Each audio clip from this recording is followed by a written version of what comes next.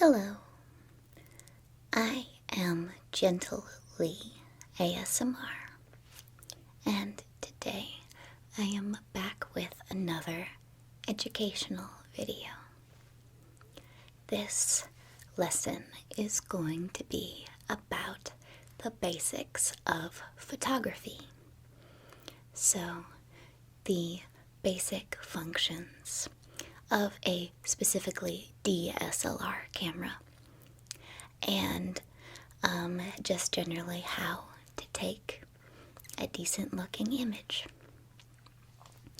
And in order to get started on that, there are a few key terms that I'm going to need to define. You need to get a little familiarity with the concepts of photography before you can actually get your hands on a camera and start shooting, or else a few things are going to be a little confusing. The most important thing to learn when you're getting started on learning photography is a concept that is commonly referred to as the exposure triangle. These are three factors in your camera while you're shooting that change the amount and intensity of light that is coming in and actually reacting to the sensor on your camera. And you need to have these three things in balance in order to take a correctly exposed shot. The first facet of the exposure triangle is shutter speed. Shutter speed is a fairly straightforward sounding concept, and it is what it sounds like. It is how fast the shutter moves to take a picture. And this is usually extremely fast, measured in fractions of a second.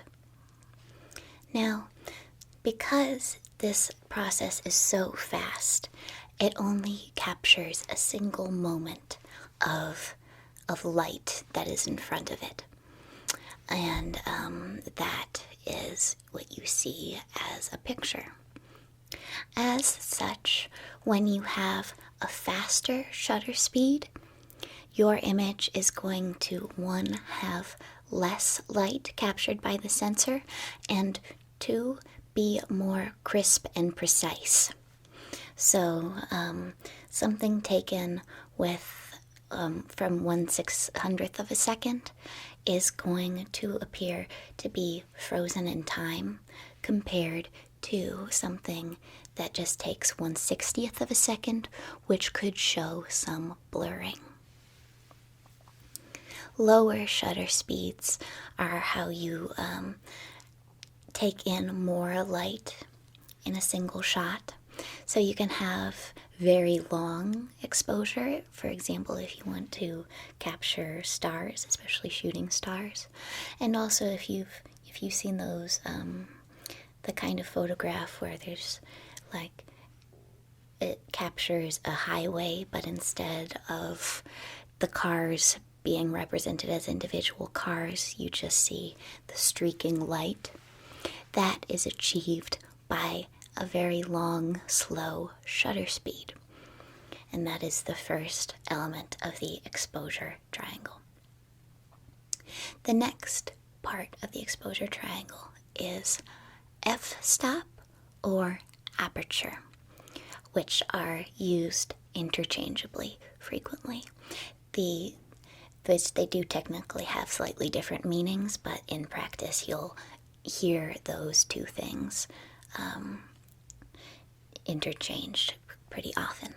So they both refer to the amount that the aperture or hole in the lens on the camera opens up to collect the image data. So the way that this works is that a smaller f-stop number corresponds to a larger aperture opening, which is kind of confusing, and I do get that mixed up pretty frequently. But the low f-stop or large aperture lets in a whole lot of light at once, and so it takes less time to capture a crisp image. When the aperture is small and the f-stop is a higher number, then that means the light is trickling in at a much lower degree, kind of like water through a tap. So how this affects your photographs in a practical sense: when you have a lower f-stop or a larger aperture, then that means the amount of space within your photograph that is in focus is going to be smaller. This is also known as having a small depth of field. Whereas when you have a high number f-stop or small aperture, then much more of your environment is going to be in crisp focus. Lower f-stops kind of better simulate how the human eye tends to focus on things, because only a little bit is crisp and the rest is a little blurry. That is kind of similar to how a large aperture or low f-stop takes in photos, whereas a high f-stop or small aperture takes in everything perfectly crisp and in focus. The next portion of the exposure triangle is ISO, which confusingly stands for International Sensitivity Organization, which I guess is the people who named it, but I guess they weren't creative enough to come up with its own name. But the ISO is the setting on your camera that determines how sensitive it is to light.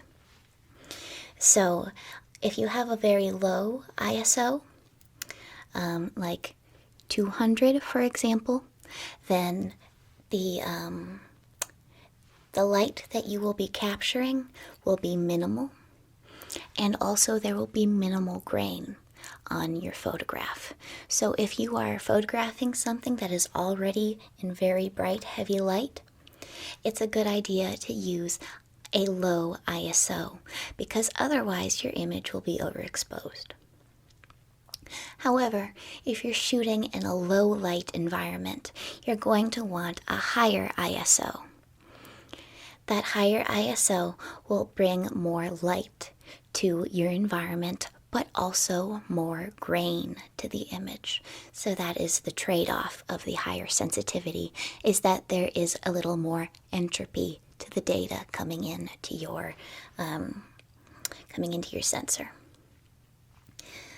For some reason, it sticks in my mind that The Godfather was shot in ISO 400 and 800, and because of that, I almost always try to use 400 and 800. Another important term to know is white balance. This refers to how warm or cool the colors being taken in to the camera are. And in this particular context, warm means more yellow or more orange, and cool means more blue. White balance is measured in Kelvin, and higher numbers mean colder light, and lower numbers mean warmer light. The next important term to learn is focal length. This is another term that I find a little bit confusing because it sounds a lot like focus, and it is not quite focus. No, the focal length is synonymous with zoom. So it affects the appearance of how close or far you are from the image that you're taking. There's also a consequence to changing your focal length, which is that the appearance of the objects in your plane will change depending on which focal length you use. For example, if you use a shorter focal length or a non-close zoom, then things will appear to have more depth. They will appear to get further away from you. And this has the effect of when photographing faces, it can make features look a lot more severe. And so using a long focal length or a close-up zoom flattens the image a little bit more, which generally tends to create something that is a little more flattering on the human face. And then related to that is the focus. The focus is determined by the plane of focus, which is the length of space that extends out in front of you and in front of your camera. You generally use a dial on the lens to change this focus, and it is usually measured in feet or meters because it corresponds to how far the in focus point is physically from you and your camera. It just started raining. I hope you don't mind. So the next bit to cover is depth of field. I mentioned depth of field when I was talking about aperture because that is the most important part of the decision process when it comes to figuring out what your depth of field is going to be. So the depth of field is, it describes the closest point that is in focus to the furthest point that is in focus. So if you have a narrow depth of field, only a little bit of things within your image are going to be in focus and the rest is going to be blurred out. But if you have a wide depth of field, then everything you take is in focus. The last bit of jargon that I will be explaining is crop factor.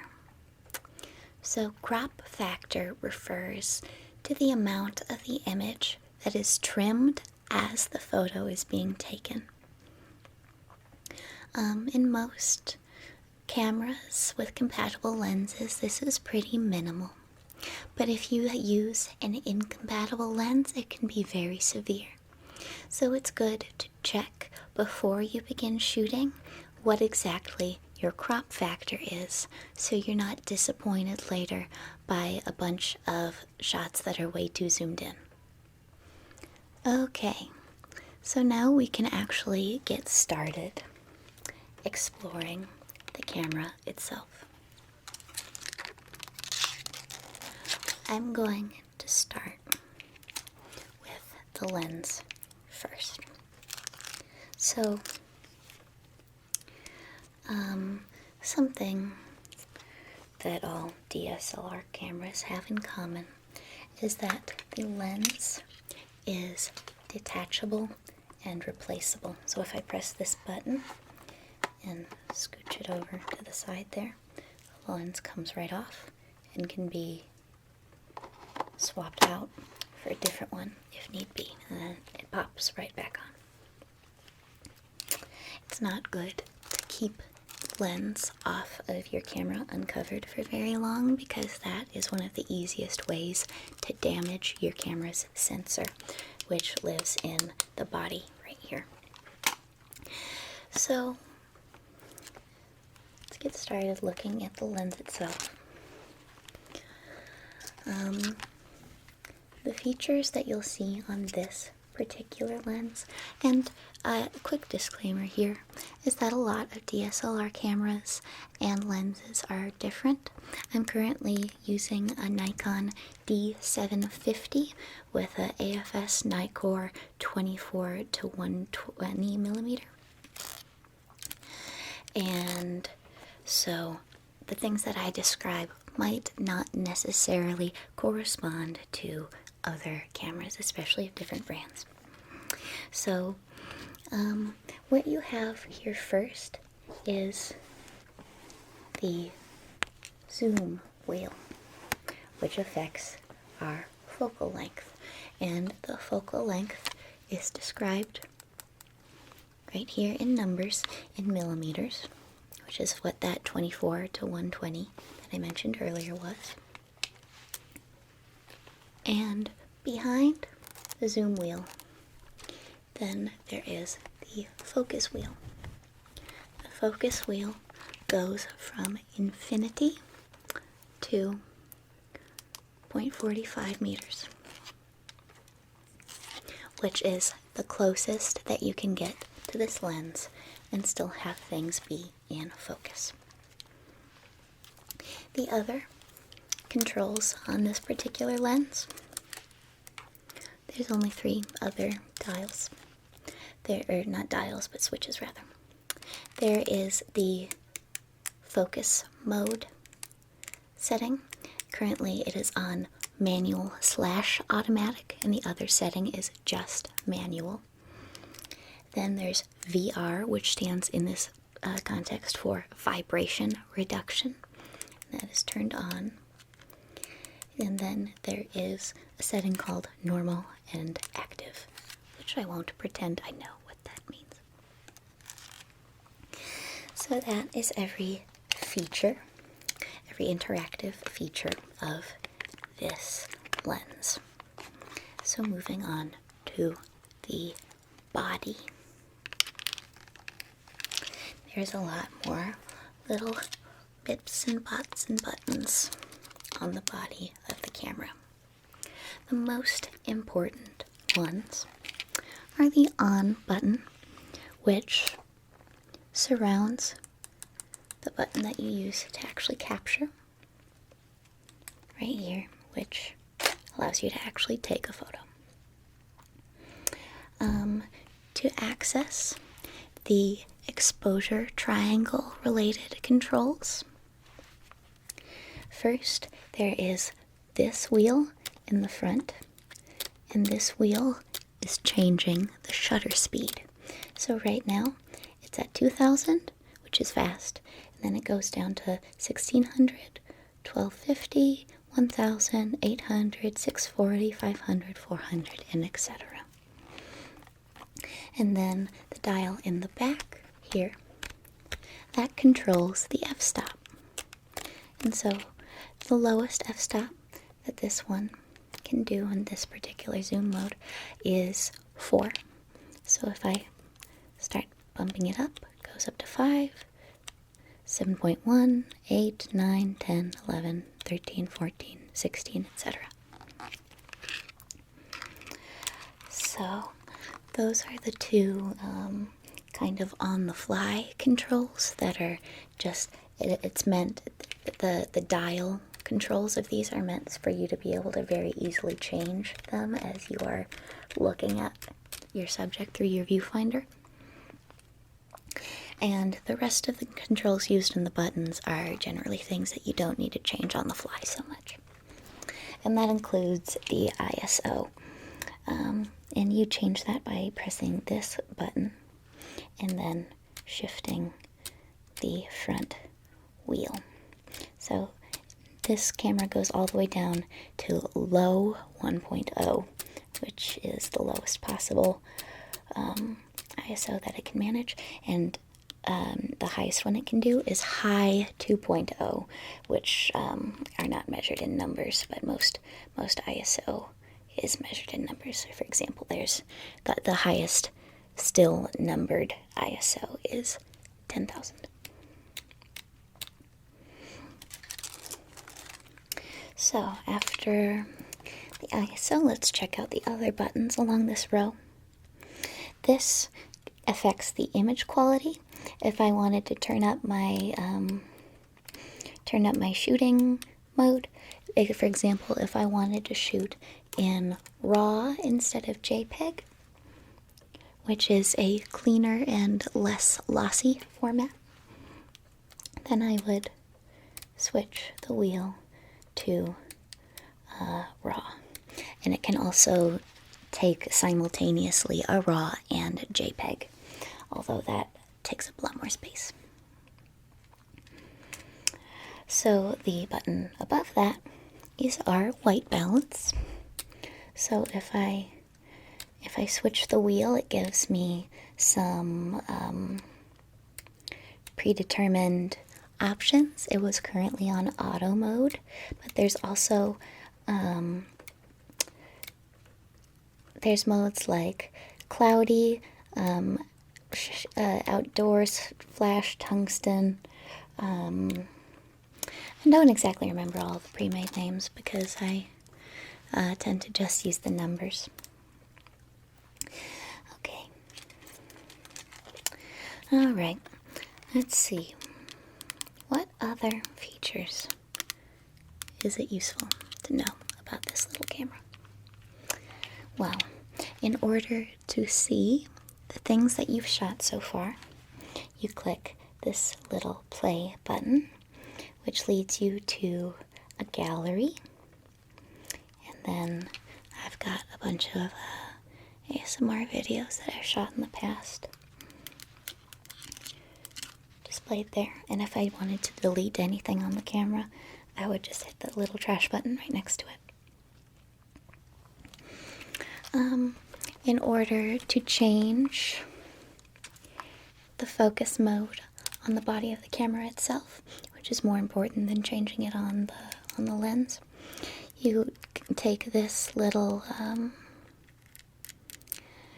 switch here, which goes from autofocus to manual. Which one you want depends on context. And then if you want the flash to be turned on, you press that button, which flips up the bulb. The flash can only go off once every now and again, and so you can't like again and again and again take pictures with flash because that will overheat and kill your bulb. You don't want that. Another feature of this particular camera is that you have camera shooting mode and then video shooting mode. In order to begin taking video, you switch to video shooting mode and then hit that LV button. That way, the video shooting menu comes up and you press this red record button on top to start recording video, not the capture button. That takes a photo.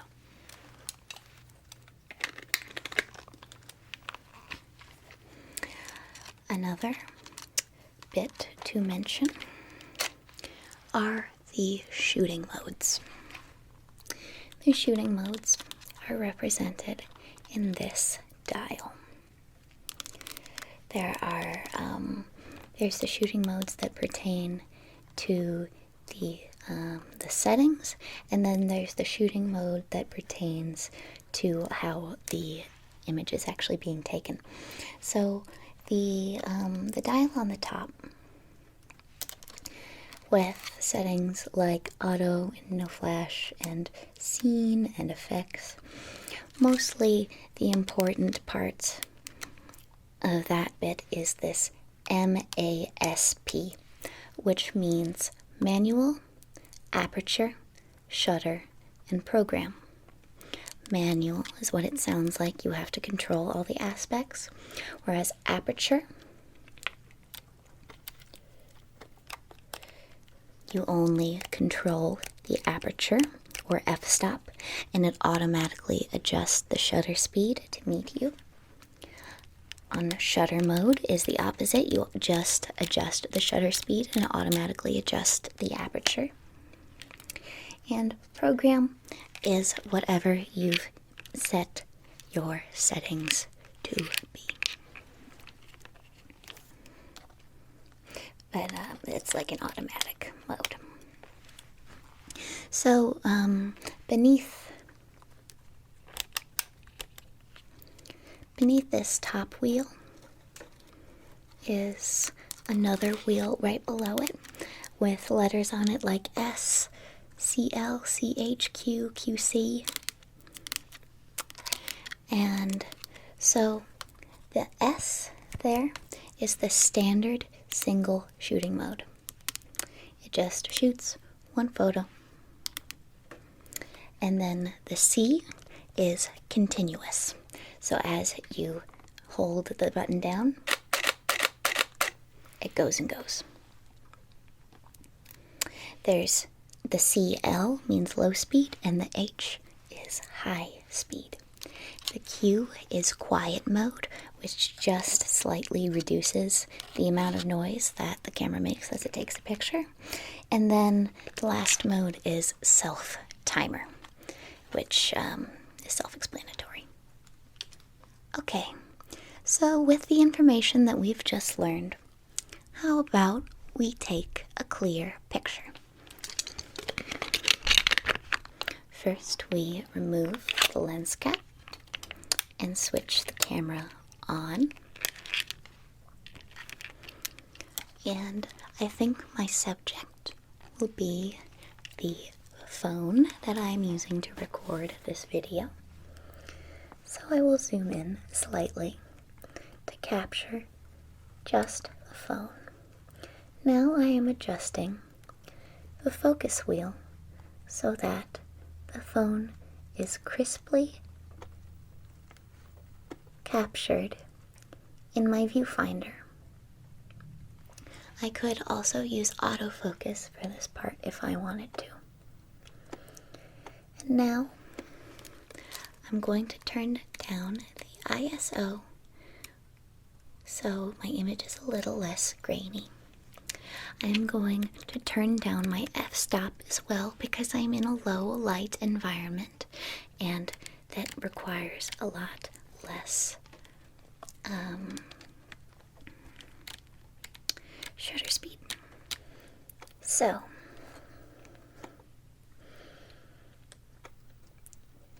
the camera is currently telling me that I have a shutter speed of 400 and an f-stop of 4, which is saying is way overexposed, probably because of all the studio lights that are pointed directly at me. So I'm going to change my shutter speed to 1250. I don't need it to be in continuous mode, so I'm going to change it back to single.